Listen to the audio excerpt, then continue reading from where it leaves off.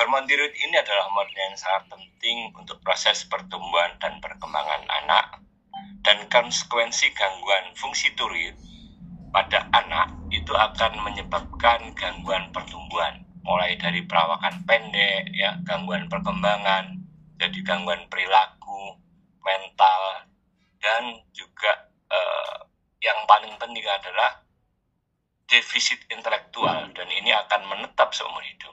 Di samping itu, kalau terjadi gangguan tiroid, dia juga akan menyebabkan gangguan metabolisme di dalam tubuhnya. Semua organ akan mengalami gangguan apabila tiroidnya ada problem.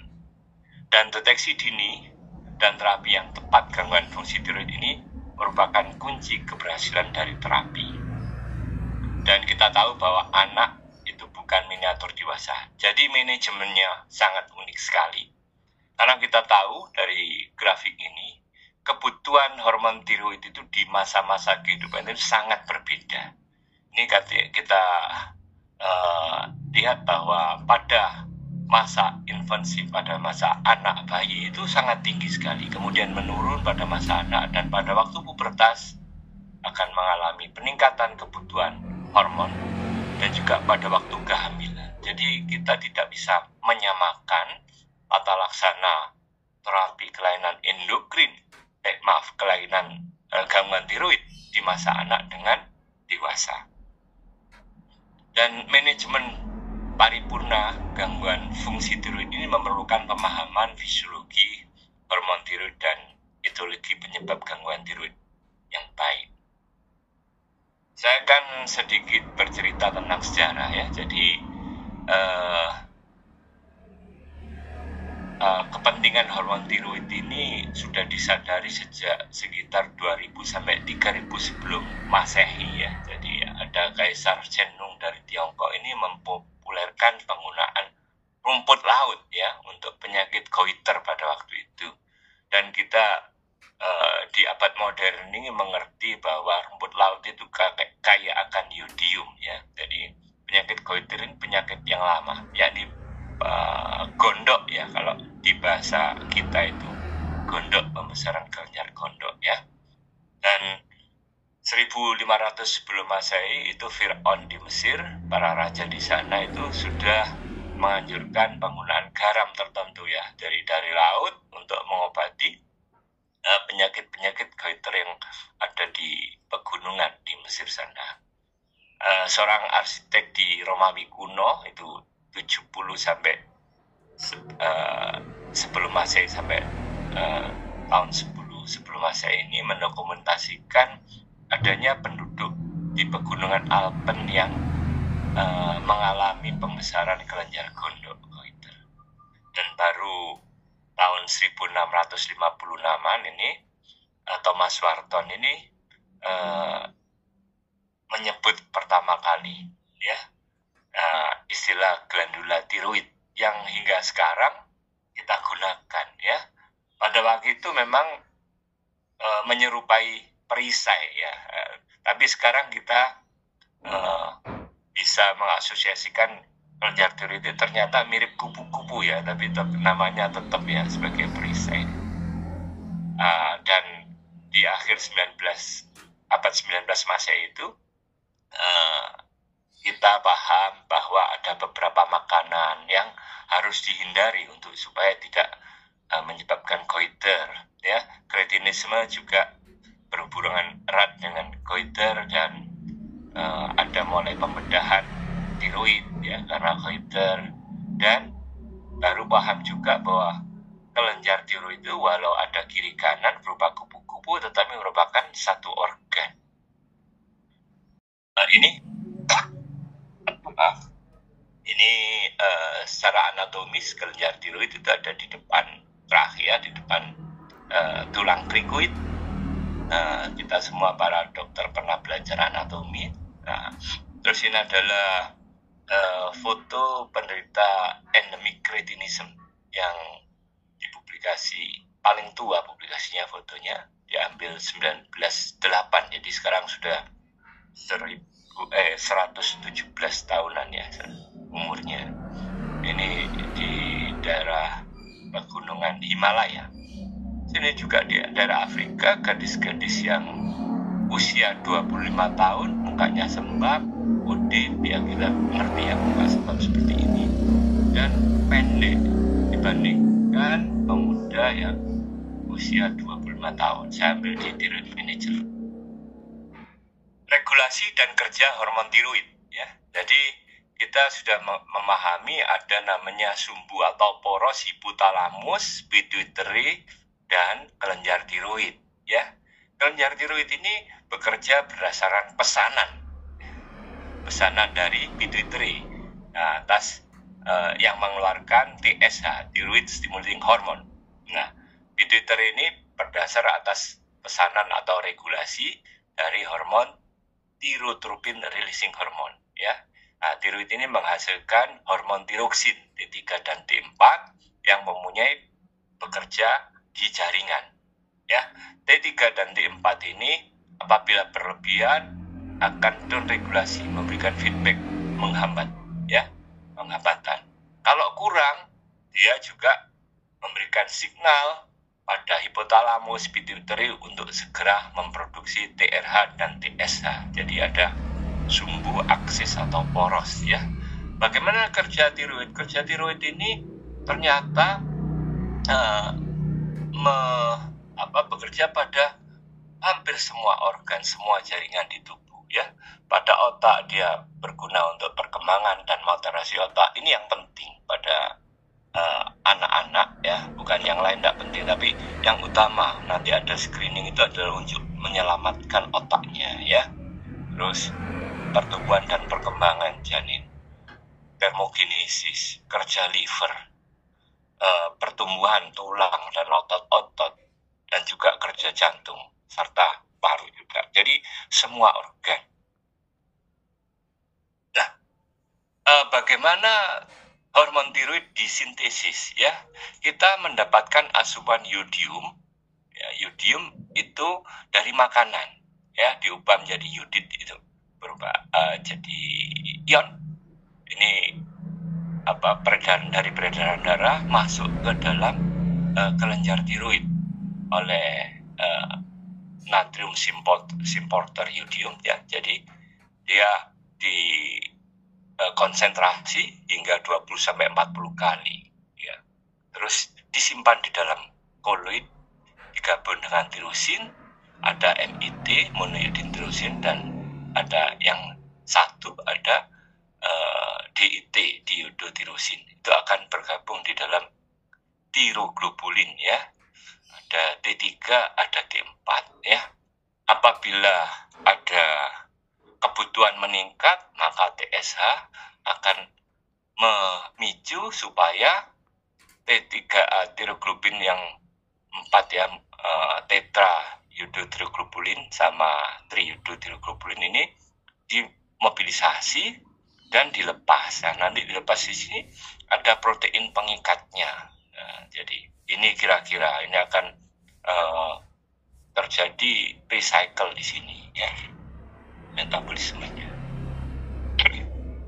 Nah, jadi kita mengenal ada T3, ada T4, ada T3, ya. T3 ini 99% lebih, ya, semuanya terikat pada protein plasma, ya.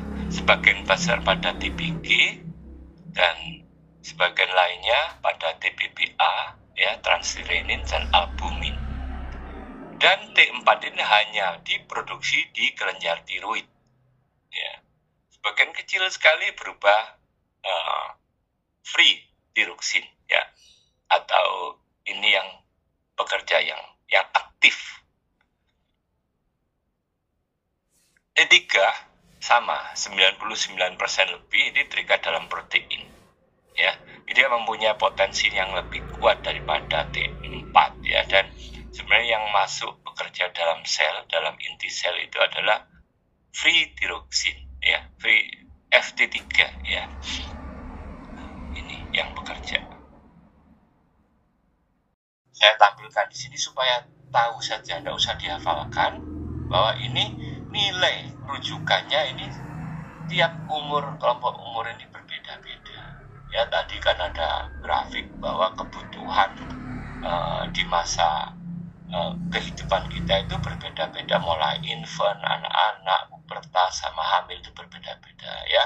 Nanti minta aja sama lab rujukannya, itu jangan mau dikasih satu rujukan, minta setiap umur supaya kita bisa menginterpretasi hasil lab dengan baik. Ya.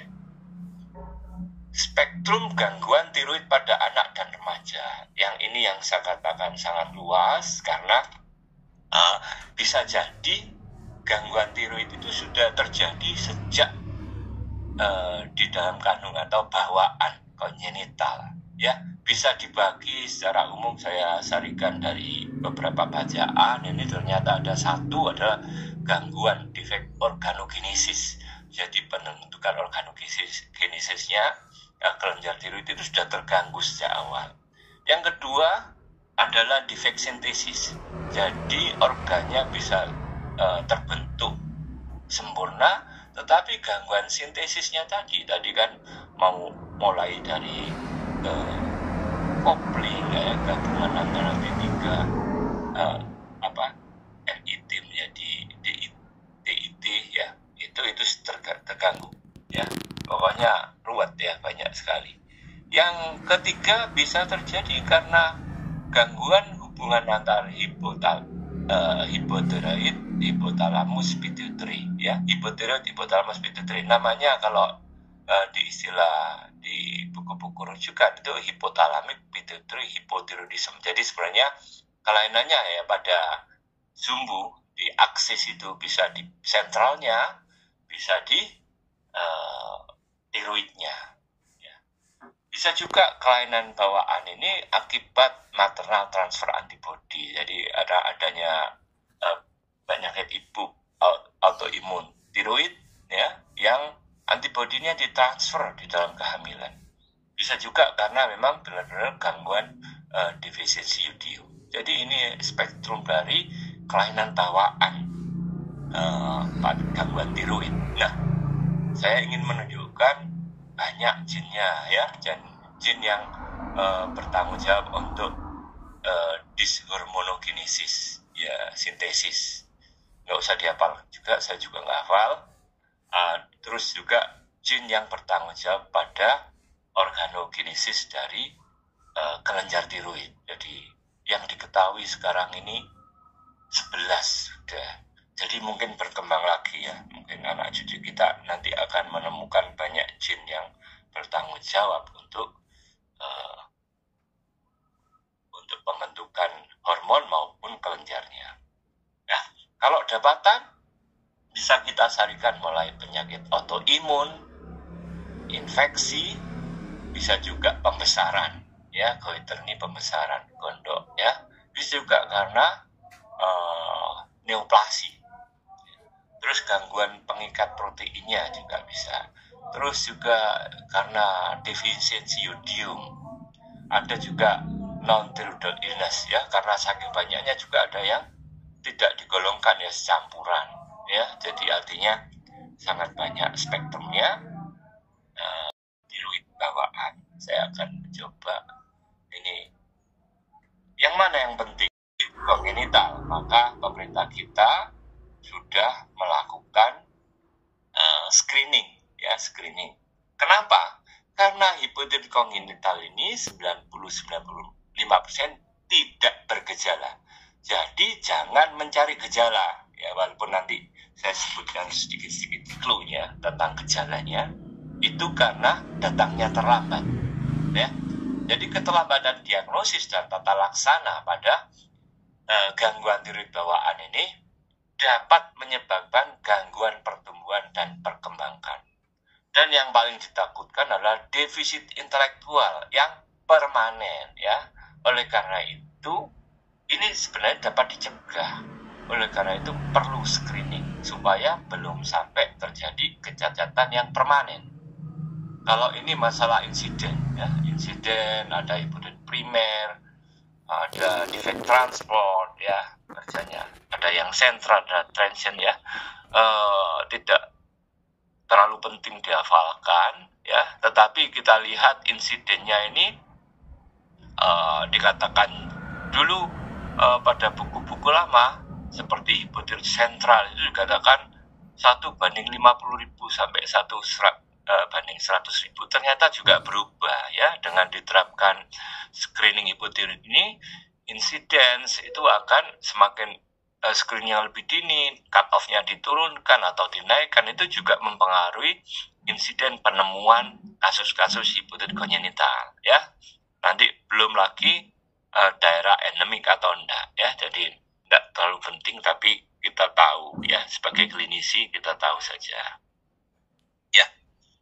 Nah, manifestasi klinis hipotiroid kongenital, ingat saat lahir tidak ada gejala ya, hampir tidak ada gejala sama sekali, dan baru pada masa neonatus itu bisa diketahui bahwa ada prolonged jaundice ya, mulai sulit diberi minum, failure to thrive, letargi, myxedip, hernia umbilikalis. Ini belakangan, konstipasi, suara serak ya. Jadi intinya jangan mencari gejala ya pada hipotiroid kongenital.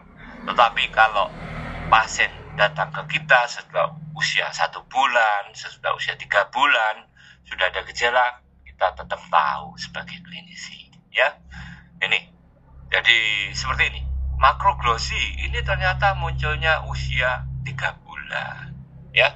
Hernia umbilikalis ya, kulit kasar. Jadi kalau kita menghadapi pasien dengan gejala hipotiroid kongenital, artinya pasien sudah datang terlambat, atau pasien itu sudah datang tapi tidak terdeteksi ya, dosa kita ya. Jadi dengan mengikuti webinar ini, nah, kita bisa sedikit melepaskan dosa kita kalau kita kompetensinya naik ya. Terima kasih. Hipotiroid kongenital bawaan ini tidak bergejala. Ini adalah timeline dari janin mulai konsepsi hingga dilahirkan ya. Kita tahu bahwa pembentukan kelenjar tiroid itu sebenarnya pada minggu ke-4 sampai ke-10 ya. Setelah ke-10 sudah ada kelenjar tiroidnya, sudah bisa mengkonsentrasi yodium, kelenjar tiroid mulai bisa mensekresi TSH, sudah di otak, T3, T4 sudah mulai keluar ya, tapi belum ada koordinasi antara hipotalamus, pituitari dan tiroidnya. Baru minggu ke-25 ada respon, ada hubungan ya. Jadi matang aksisnya itu kira-kira usia 36 minggu ya. Nah, dan sebenarnya di sini saya tidak bisa menampilkan, di sini juga sudah berjalan embriogenesis otak ya. Kira-kira mulai minggu ke-4 ke-5 itu juga sudah mulai pembentukan otak dan penyempurnaannya ya. 80% itu disempurnakan di dalam otak. Nah, sementara kelenjar tiroid dan sistem tiroid di janin itu belum bekerja, maka dia mendapatkan, janin-janin kita itu mendapatkan maternal tiroksin dari ibunya ya. Semakin lama semakin menurun dan digantikan oleh bayi sendiri. Nah, ini juga ada bayi-bayi yang lahir di usia 22 minggu sampai sebelum aterm, itu kemungkinan kalau lahir di sini, kalau lahir juga ada penyakit namanya hypothyroxemia of prematurity kalau lahirnya di sini ya. Apa jadinya kalau janin tersebut, bayi yang kita kandung itu disgenetik, tidak terbentuk kelenjar tiroidnya? Ini menjadi masalah ya. Masalahnya kapan? Masalahnya adalah setelah lahir ya. Kenapa setelah lahir ada masalah? Karena maturasi, pematangan sel-sel otak itu disempurnakan dalam waktu 2-3 tahun setelah kelahiran ya. Jadi kalau dia tidak punya kelenjar tiroid di sini, maka proses maturasinya juga tidak ada. Jadi yang lain jadi idiot nantinya. Nah, itu masalah yang terbesar pada hipotiroid kongenital ya. Kita backup dengan TSH ya. Ada juga TSH diikuti dengan T4 ya. Kalau ini reliable untuk melihat TSH yang lambat ya. T4 yang rendah ini ya. Kalau ini mahal T3 dan T4 dan TSH bersamaan ya. Kita fokus saja ke sini karena di negara kita yang ada programnya adalah TSH diikuti T4 ya. Ini ada dasar aturan hukumnya Permenkes 78 2014 ya. Sejarahnya Mei 99 ini Badan Atom Internasional bekerja sama dengan Kemenkes melakukan pilot study ya. Mulai 2000 ini dilakukan pemeriksaan primer ya, TSH primer utamanya ya. Ini Permenkesnya ada, terus bukunya juga sudah di launch, sudah beberapa kali diberbagi. Kalau gambar ini yang seri 2018 ya. Nah, bagaimana fungsi tiroid pasca natal sesudah lahir ya? Kita belajar sedikit bahwa akibat stres kelahiran ya, perbedaan suhu terutama antara intrauterin dengan extrauterin itu terjadi lonjakan TSH. Demikian juga terjadi lonjakan T3 dan T4 juga, dan penurunan reverse T3 ya. Kita fokus saja pada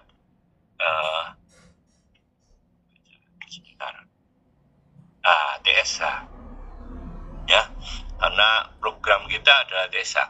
Jadi pada jam-jam pertama atau hari pertama dia tinggi sekali ya. Oleh karena itu dianjurkan tidak dilakukan screening di sini karena ada positif palsu ya. Nanti angka positif palsunya tinggi. Baiknya idealnya nanti sesudah itu kita baiknya dilakukan pada usia 48 sampai 72 jam. Kalau di sini bagaimana? Di sini seringkali bayi sudah pulang ya, tetapi kenyataannya di perifer, di bidan itu ada juga bayi-bayi yang 24 jam sudah minta pulang. Bagaimana? Diambil saja ya, diambil, tapi nanti kertas saringnya, formulirnya diisi bahwa itu diambil misalnya pada usia 36 atau 25 jam, tapi ditulis ya, tetap diambil ya. Nah, untuk memahami hasil screening itu, saya ingatkan lagi tentang aksis hipotalamus pituitary thyroid axis ini. Jadi yang penting adalah kalau T4-nya rendah, maka TSH-nya tinggi ya. Jadi kalau kekurangan atau hipotiroid itu TSH yang ditangkap itu adalah TSH yang diperiksa. Kita tidak periksa dua-duanya pada screening ya. Kalau T4-nya tinggi itu TSH-nya rendah ya, tapi yang penting ini ya. Jadi TSH tinggi. Faktor-faktor yang mempengaruhi kadar TSH itu adalah maternal, ada faktor neonatal. Ini misalnya antibodi maternal, paparan iodin, obat-obatan yang dikonsumsi ibu, ya, usia gestasi, berlahir, sakit kritis enggak. Yang ketiga itu adalah protokol screening, waktu sampling, ya, metode pemeriksaan, perlakuan sampel preanalitik, ya. Makanya enggak boleh dipegang, terus harus dikeringkan, ya. Kalau masih basah dibungkus dikirim juga terganggu, nempel antar sampel kertasnya juga dihindari, dibungkus plastik. Jadi protokol screening. Lingkungan, paparan yodium lingkungan, daerah endemik atau tidak, ya. Terus metode kelahiran, mode nyeri lama itu sangat juga berpengaruh pada kadar TSH. Ini adalah buku PPK kami dari IDAI yang sudah terbit sejak 2017. Jadi screening hipotiroid kita itu SHK itu menangkap TSH, ya. Nanti dilihat TSH-nya tinggi enggak. Kalau tinggi di atas 20, nah ini yang tahu siapa? Yang tahu adalah laboratorium penerima dan akan mengabarkan, ya, mengabarkan dalam 24 jam setelah pemeriksaan harus memanggil recalling. Jadi di recall untuk dilakukan tes konfirmasi. Ya, nanti kalau tes konfirmasinya ada TSH tetap tinggi, nah kalau konfirmasi diperiksa dua-duanya. Ya, jadi nggak mungkin kalau kita screening itu menggunakan TSH dan FT4 secara bersamaan, mahal sekali. Nilainya bisa 10 kali lipat dari biaya screening TSH saja. Ya, jadi kalau TSH tinggi, FT4-nya rendah, maka segera dirujuk. Tetapi pada pelatihan-pelatihan screening yang kita lakukan, UKK bersama Kemenkes, itu di seluruh Indonesia, tahun lalu itu kita melakukan pelatihan webinar itu hampir 300. Jadi sudah banyak teman-teman di daerah yang paham. Ya, mudah-mudahan paham dan benar ya. Kalau enggak ya nanti ikut lagi baca ya. Kalau TSH-nya antara ini tapi FT4-nya rendah, konsul. Dan kita teman-teman anggota UKK itu siap dikonsuli ya, baik WA maupun kalau kenal langsung telepon ya. Kalau TSH-nya rendah, FT4-nya rendah, konsul endokrin ya. Ini hanya interpretasi hasil screening. Nanti interpretasi hasil keseluruhan ada Dr. Dewi ya yang akan bahas di atas 85. Kalau 3-6 bulan yang normal itu 19%. Kalau di atas 6 bulan 0% ya. Mungkin sekarang nggak boleh membandingkan begini ya, yang ya, kecuali memang negara-negara yang tidak melakukan screening ya. Kita sekarang menginjak gangguan tiroid dapatan ya. Ya. Kapan kita curiga ada gangguan tiroid pada anak ya? Tentu kembali pada gejala klinis ya. Gejala hiper misalnya yang paling banyak disebabkan grief ya. Bisa jadi anak datang karena penurunan berat badan ya, peningkat makan banyak ya. Berarti kayak diabetes ya. Bisa jadi ya. Makanya kalau perlu dilakukan differential diagnosis ya, penurunan berat badan, peningkatan nafsu makan, irritable, tremor, nggak bisa konsentrasi, takikardi ya, suka gerah ya, nggak tahan panas, mudah berkeringat, dan bisa jadi terganggu prestasi belajarnya. Kadang juga anak datang dengan keadaan hipofungsi. Hipofungsi ini yang sering sekali tidak disadari anak maupun orang tua ya.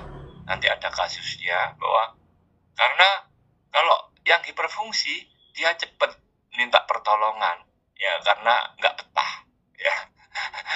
Gemeter. Kalau ini ya mudah lelah, lesu, tidak bersemangat ya, konstipasi, interaksi dingin, kulitnya kering kasar, lipedema, dan kadang-kadang juga pubertasnya terlambat ya.